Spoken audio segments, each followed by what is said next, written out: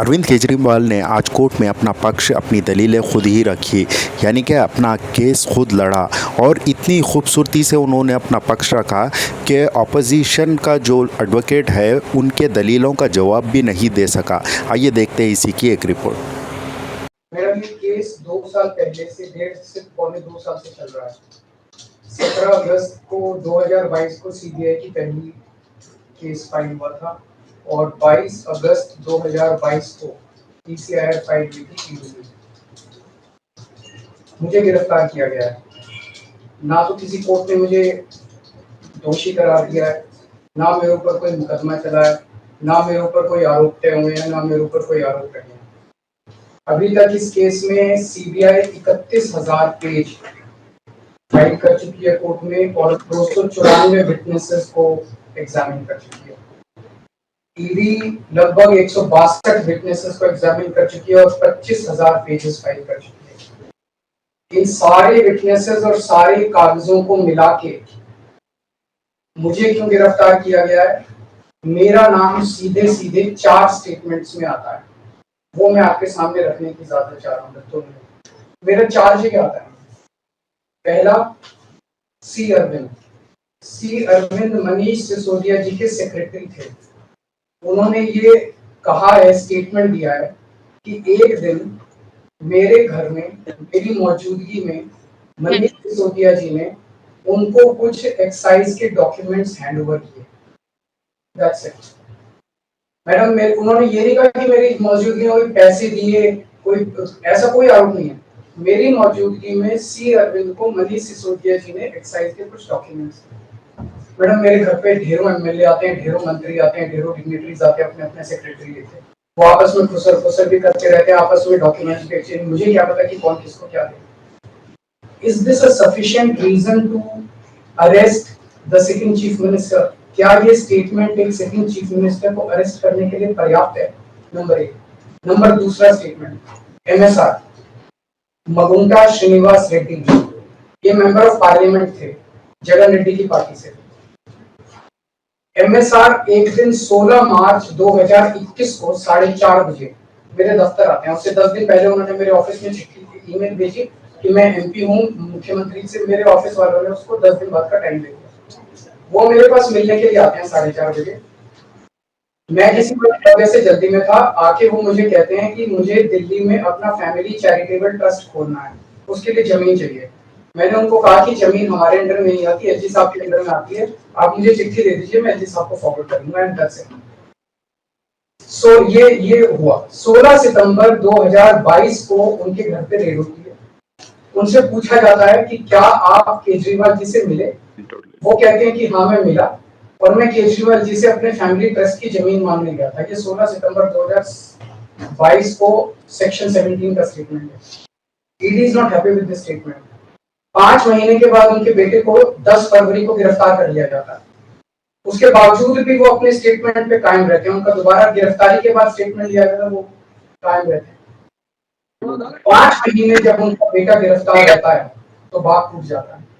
16 जुलाई को अपना स्टेटमेंट बदल लेते हैं। उसके बाद वो 16 जुलाई को वो अपना स्टेटमेंट बदल लेते हैं। 18 जुलाई को उनका बेटा छूट जाता है। उसके बाद उनका कोई स्टेटमेंट नहीं होता। That's it. स्टेटमेंट पे स्टेटमेंट हो रहे थे जब तक वो अपना स्टेटमेंट मेरे खिलाफ नहीं दे रहे थे। जैसे उन्होंने मेरे खिलाफ स्टेटमेंट दिया, बेटा भी छूट गया, स्टेटमेंट होने भी बंद हो गए और 3 अक्टूबर को उनका माफीनामा भी हो गया। Mission accomplished. इसका मतलब ईडी का मिशन केवल और केवल मुझे फंसाना था। 3 सेक्शन 50 के स्टेटमेंट है मैम। तीनों से सेक्शन 50 के स्टेटमेंट है, they are equal in the eyes of the law. तीनों बराबर है, तीनों की ग्रेविटी सेम है। तो उसमें से एक स्टेटमेंट के तवज्जो क्यों दी गई? क्या जांच की गई है जानने के लिए उसमें से एक ठीक है बाकी 2 गलत है? जो 25,000 पेज ईडी ने फाइल किए हैं कोर्ट के अंदर, उन 25,000 में जो केजरीवाल के खिलाफ वाला स्टेटमेंट है केवल वो लगाया गया, बाकी दोनों स्टेटमेंट दबा दी गई। क्यों मैम? कोर्ट के सामने तीनों स्टेटमेंट लाए जाने चाहिए थे ताकि कोर्ट डिसाइड कर सके सच्चाई क्या है। चलिए ठीक है। 1 मिनट मैम। तीसरा स्टेटमेंट है उनके बेटे का, राघव मगुंटा से 16 सितंबर को उसके घर पे जब रेड होती है उनसे स्टेटमेंट लेते हैं। He says whatever his father had said उसके बाद 10 फरवरी को उनको अरेस्ट किया जाता है। उसके बाद उनके 5 स्टेटमेंट्स होते हैं, पांचों स्टेटमेंट्स में वो वही बोलते हैं जो पहले बोला। फिर 5 महीने तक वो जेल में रहते हैं। उसके बाद जब 16 जुलाई को उनके पिताजी स्टेटमेंट बदलते हैं तो 18 जुलाई को उनको छोड़ दिया जाता है। तो 7 स्टेटमेंट्स उनके हुए, 6 में वो मेरे खिलाफ नहीं बोलते, 7वें में जैसे ही मेरे खिलाफ स्टेटमेंट देते हैं उनका उसके बाद कोई स्टेटमेंट नहीं होता, उनको जेल में छोड़ दिया जाता है, उन्हें माफीनामा दे दिया जाता है। तो जो 6 स्टेटमेंट्स हैं ये रिकॉर्ड पे नहीं लाए जाते। चौथा है शरद रेड्डी। शरद रेड्डी के केस में 16 सितंबर को उसको अरेस्ट किया गया, 16 सितंबर को उसकी रेड हुई, उसने मेरे खिलाफ कुछ नहीं बोला। 9 नवंबर को उसका स्टेटमेंट लिया, उसने कुछ नहीं बोला। 10 नवंबर को उसकी अरेस्ट हुई। उसके बाद उसके 9 स्टेटमेंट्स होते हैं मैम, 9 स्टेटमेंट्स वो मेरे खिलाफ नहीं बोलता। उसके बाद 6 महीने उसको अरेस्ट करने के बाद 25 अप्रैल को वो टूट जाता है और वो केवल इतना कहता है कि मैं विजय नायर के साथ मिलने सीएम साहब के पास गया था, सीएम साहब जल्दी में थे, सीएम साहब ने कहा कि विजय के टच में रहो, विजय अच्छा लड़का है। मैं केवल ये जानना चाहता हूं कि क्या ये 4 स्टेटमेंट्स एक सिटिंग चीफ मिनिस्टर को अरेस्ट करने के लिए मैम 2 मिनट दे दीजिए के लिए पर्याप्त है? नंबर 1। नंबर 2, जो 30,000 पेज फाइल किए गए हैं, ये 30,000 पेज के अलावा 1 लाख पेज ईडी के दफ्तर में जो हमारी बेगुनाही के सबूत है मैम, उनको कोर्ट के सामने नहीं लाया गया। ये दूसरी बात मैं ये कहना चाहता हूँ, ये शराब घोटाले का पैसा आखिर है कहाँ, जो शराब घोटाला कहा जा रहा है। मैम ये आरोप लगाया जा रहा है कि 100 करोड़ रुपए किसी साउथ लॉबी ने शराब की हमने पॉलिसी बनाने के लिए, हाँ जी 100 करोड़ आम आदमी पार्टी। मैम ये जस्टिस संजीव खन्ना का ऑर्डर है। जस्टिस संजीव खन्ना का order ma'am page 22 para 12, the assertion in the complaint filed by DOE that kickback of rupees 100 crore was actually paid by liquor group is a matter of debate। Sanjeev Khanna कह रहे हैं, इसका मतलब ये साबित नहीं हुआ, इसका मतलब ये विवादास्पद है, इसका मतलब ये संदेहास्पद है, इसका मतलब इसके लिए सबूत नहीं है। तो जो 100 करोड़ रुपए ये कह रहे हैं कि हम लोगों ने रिश्वत ली, वो रिश्वत तो संदेहास्पद है, उसमें तो सबूत ही नहीं है। लेकिन असली शराब घोटाला क्या है? असली शराब घोटाला शुरू होता है ईडी की जांच के बाद।